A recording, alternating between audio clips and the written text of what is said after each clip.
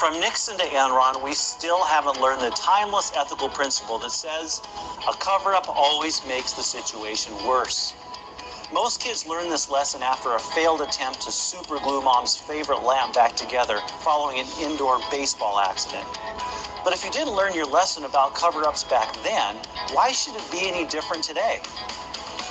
In the workplace, the ethical principle behind the classic cover-up is basically the same, but in a different setting. Maybe you accidentally broke a piece of expensive equipment and shifted the blame elsewhere. Or possibly your coworker takes a sick day to play and you pass on his phony excuse.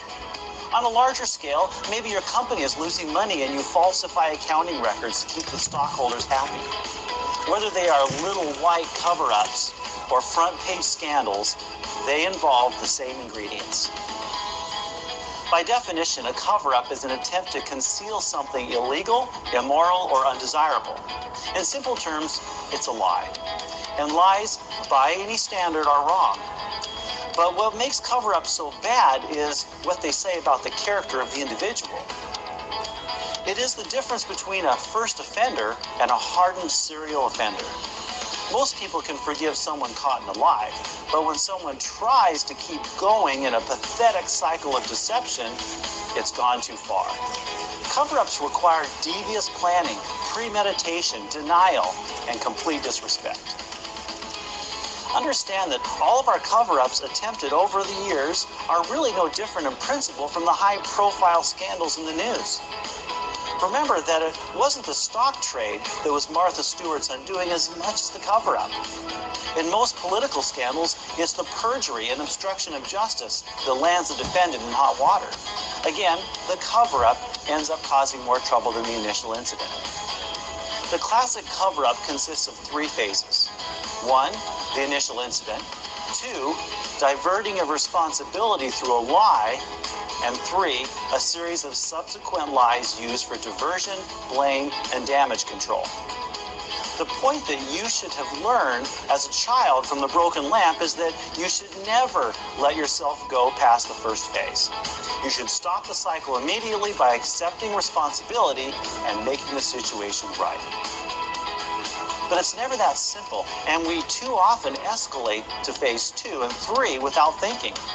Why don't we learn our lesson? What is it that compels us to cover up wrongdoing rather than admitting it? Like most people, your first reaction to seeing the broken lamp on the floor is fear. Fear that you'll get punished and fear of the unknown. Fear can do strange things to you. It can completely hijack your rational decision-making process and lead to panic.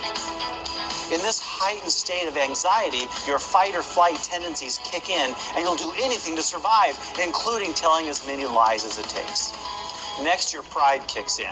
You must save face. You can't look weak or allow yourself to be wrong. The saying, "pride comes before a fall," is an undeniable truth. When the dust settles after a cover-up, those standing on the outside usually ask, how could he or she be so stupid? But it's not a question of intelligence, it's a matter of pride. Pride and ego are such strong forces to be reckoned with that even the smartest person can be swept into stupidity. Let's face it, cover-up always seems easier than telling the truth. We all have a natural human tendency to want to fix things. But make no mistake, lying does not show how clever you are, but shows weakness of character. True strength lies in the ability to do the right thing even though it does not benefit you. This is called character. People of character don't need to cover up their mistakes because they're strong enough to face them, learn from them, and rise above them. Steering clear of cover-ups is a conscious choice. You have to consciously resist the flood of fear and panic that invade your ethical decision-making processes when you've blown it. You have to consciously check your ego at the door and show genuine humility. To choose the honesty pathway through an ethical crisis may not come naturally, but it can get easier with time and practice. Of course, the truth is that cover-ups don't always work. You weren't fooling anybody, and you knew all along that you broke the lamp. So the next time you feel urged to dig your way out of an ethical crisis and cover up, stop, think, and step away from the superglue.